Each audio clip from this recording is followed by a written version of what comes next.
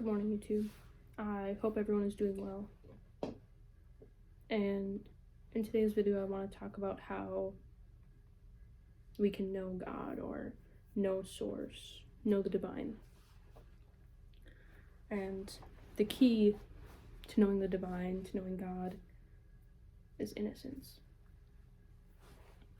And to illustrate what I'm talking about, I'm going to draw from the Bible, the story of Adam and Eve.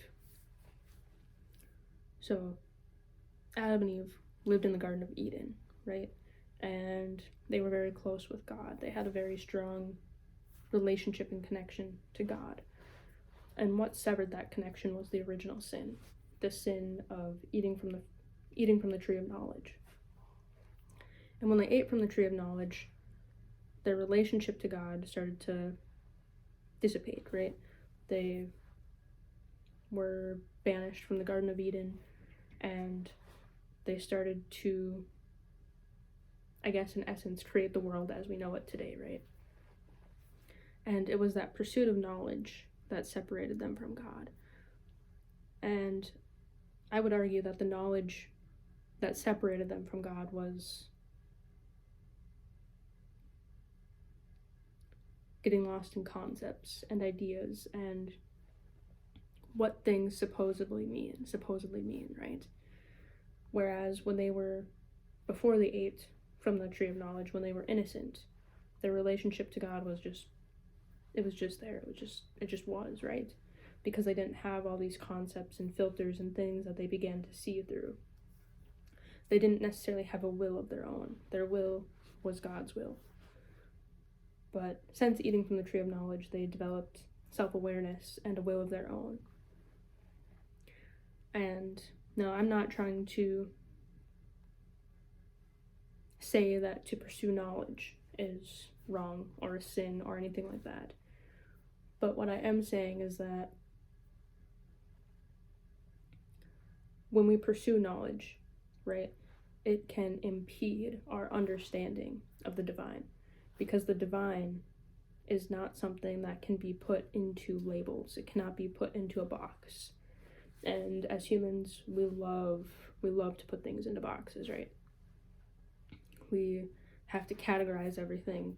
We have to label everything, because that's the only way our mind knows how to understand it, or rather how it's been trained to understand. So I'm gonna quote the Tao Te Ching. It's from chapter 47, and it's the more you know, the less you understand. And basically, we've traded the pursuit of knowledge for understanding. And we think that by pursuing knowledge that we gain a better understanding. And in some cases we do, right? But in some cases we don't. Like when it comes to our relationships to people, we might have knowledge of things that they like, things that they dislike, have knowledge as far as like from the psychological standpoint, like if they have a disorder or if they have this or that, which serves a purpose. But those things can impede us from understanding that person for who they are, and not necessarily through the labels, right? And I think we saw that happen in society with the explosion of like mental health awareness, and through the rise of LGBTQ community. And this is not to debunk any of that, right?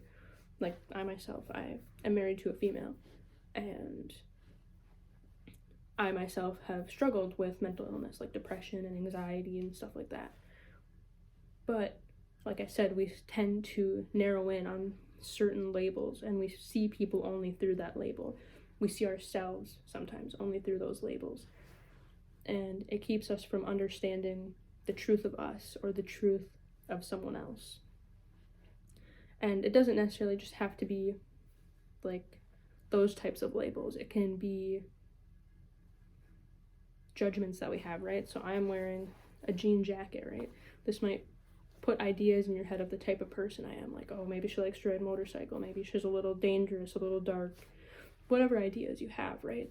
But this doesn't necessarily reflect who I am, which I would put that under the category of knowledge. We have knowledge around people that dress a certain way or have certain ideas, right? When you hear that someone belongs to a certain religion, right, automatically you have thoughts about it, whether you understand it or not, right? For me personally, something like I'll use religion as an example. A religion that was hard for me to see beyond was Christianity. If someone told me they were a Christian immediately, I kind of had like a little bit of a negative point of view just because of the thoughts around being Christian and gay, right? But throughout my journey so far, I've met a lot of Christians who actually were gay, and that definitely changed my perspective on that religion, right? It made me more open to it. Not that I'm a Christian now or anything like that, but just it changed my perspective. I had to let go of the knowledge that I thought I had and seek to understand the person for who they are rather than for the beliefs that they subscribe to, right? And another part to this and like connecting with God and having a relationship and the return to innocence is letting go of our own will, right? Because when Adam and Eve, to explain this, when Adam and Eve ate from the tree of knowledge, they kind of developed their own sense of will. So before they ate from the tree of knowledge, their will was one with God, right? They didn't have concepts or ideas or maybe even a sense of self. But then they ate from the tree of knowledge and became self-aware. They started to have ideas and concepts about the world and thus created the world as we know it today. And obviously we cannot necessarily go back. We can't go backwards. Once we know, we know. We can't unknow something. But we can divorce ourselves from the things that we claim to know. We can see knowledge for what it is, and it's just a tool, it's a concept, a way of explaining things, right? A way of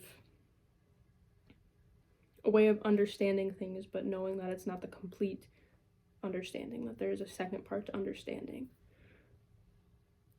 And that the knowledge that we have today, the knowledge that we can attain for the most part today, is all geared towards existing in the society we have created. And that there's a whole other branch of knowledge, the underlying truths that govern life itself, that don't necessarily align with society or make it so it's easy to live in society, right? But that doesn't mean that those truths are less valuable. And that those truths, I believe, is what connects us to the divine. And it's almost letting the world be the world, right? It is what it is, but not being the world yourself, if that makes sense. It's living in the world but not being of it. Understanding the concepts in the world but not only seeing the world through that lens. And to quote another little stanza from the Tao Te Ching from chapter 23, it's open yourself to the Tao and trust that your natural response and hold on, I said that wrong. So it's open yourself to the Tao, then trust your natural response, and everything will fall into place. And that, I believe, is talking about making your will God's will, our source's will. It's getting out of our own way and allowing source to work through us again, not necessarily forsaking, but having the ability to let go of the things that we think we know and letting the divine's wisdom lead us to things that we need to learn, things that we need to experience, things that will create balance to the world or bring balance to the world. And to know God, source, Brahman, whatever you want to call it, is not found in a book. It's not found in a religion. It's not found in a building that is built to honor them, right? Because humans created that. Humans created religion. Humans created churches and synagogues. Now, I'm not saying you shouldn't subscribe to those things. I'm just saying humans created that. But Source created nature, and Source created spirit. And to connect more deeply with God or source, it's better to get in contact with your own spirit, to let go of the world, to be out in nature, right? Because nature is God's kingdom. Spirit is God's domain. Churches and religion, that's the domain of man. That's the interpretation of God through the lens of man. And man or women, not, this isn't gender specific, but humanity, we have a lot of ideas, concepts that we filter things through, and it can mislead us from the truth. Anyway, that's all I got. Peace and love, YouTube. Until next time.